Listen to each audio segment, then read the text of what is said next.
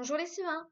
Aujourd'hui, nous allons travailler avec Pigby sur une leçon que l'on a déjà vue avant, mais pour laquelle on va compliquer un petit peu les choses. Donc, dans cette leçon, nous allons revoir comment comparer des nombres, c'est-à-dire les ranger du plus petit au plus grand. Et donc, je vous disais que ça allait être compliqué parce que dans cette leçon, nous n'allons plus simplement comparer des petits nombres, c'est-à-dire des nombres avec seulement des dizaines et des unités. Nous allons aussi comparer des grands nombres, donc en incluant des centaines.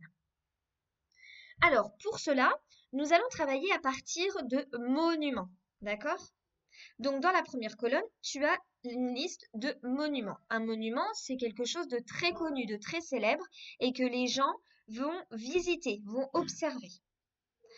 Dans la deuxième colonne, tu as le nom des pays où se trouvent les monuments dont on va parler. Et enfin, dans la dernière colonne, tu trouves leur hauteur, c'est-à-dire combien de mètres est-ce qu'ils mesurent. Donc M, ça veut dire mètre, d'accord? C'est comme la mesure que l'on a déjà apprise en classe, cm, c'est-à-dire centimètres. Les mètres, c'est quelque chose de beaucoup plus grand. On les avait aussi utilisés, les mètres, pour se mesurer soi-même en classe. Bon, alors, dans un premier temps, je vais te lire la liste des monuments et je vais te demander, en regardant le dessin sur le côté, de me montrer avec ton doigt où se situent les monuments que je vais te citer. Alors, celui-là, il est plutôt facile. Tout, même si tu ne le connais pas, tu devrais pouvoir le trouver sur l'image. La tour penchée de Pise. Où est-ce qu'elle est? Alors, elle se situe en Italie, d'accord? Mais sur ce dessin, où est-ce qu'elle se situe à ton avis? La tour penchée de Pise. Très bien, c'est celle-ci. Tu vois, elle est un petit peu penchée, c'est pour cela qu'on la reconnaît. Encore facile, la tour Eiffel qui se situe en France. Où est-ce qu'elle est sur le dessin? Très bien, ici. On a commencé un petit travail avant le confinement sur la tour Eiffel. Tu te souviens, on t'avait lu une histoire et on t'avait montré aussi des peintures d'un peintre qui s'appelait Delaunay, Robert Delaunay. Ensuite, en C, on va te parler de l'Empire State Building qui se trouve aux États-Unis. Où est-ce qu'il est, cet Empire State Building? Très bien, il est ici, juste derrière. Ensuite, facile, on te parle de la pyramide de Chéops, qui se situe en Égypte. Très bien, ici. L'Arc de Triomphe qui se trouve en France, un monument très connu aussi. Je pense que tu vas le reconnaître.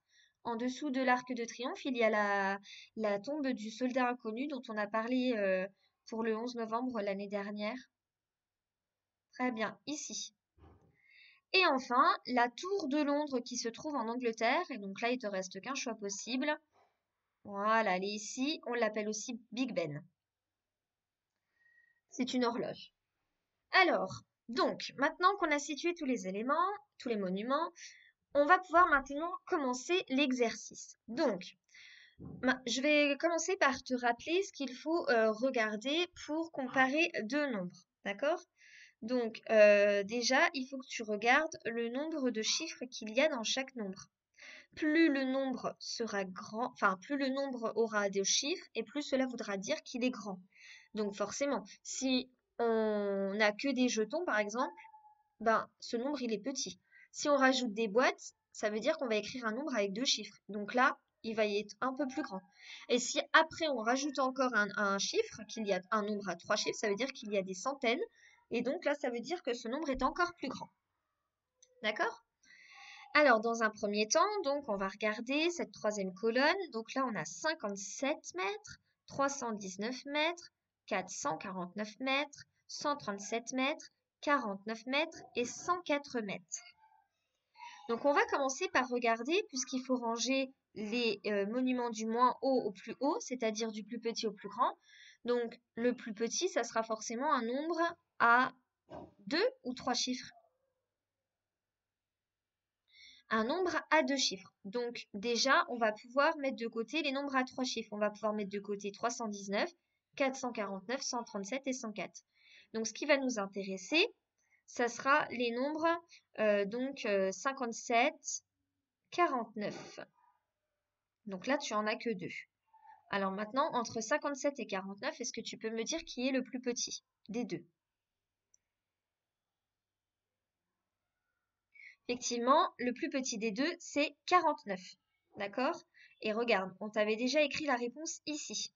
Puisque on ne met pas les nombres, on va mettre les lettres qui correspondent à leur monument. Donc là, on avait mis en premier la lettre E, donc 49.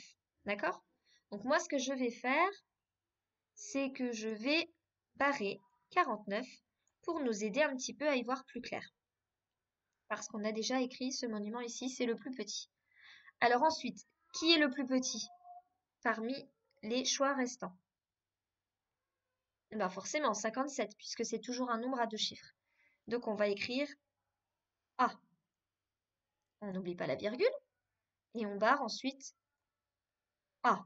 Donc en premier, le monument qui est le plus petit, c'est l'Arc de Triomphe, qui mesure 49 mètres.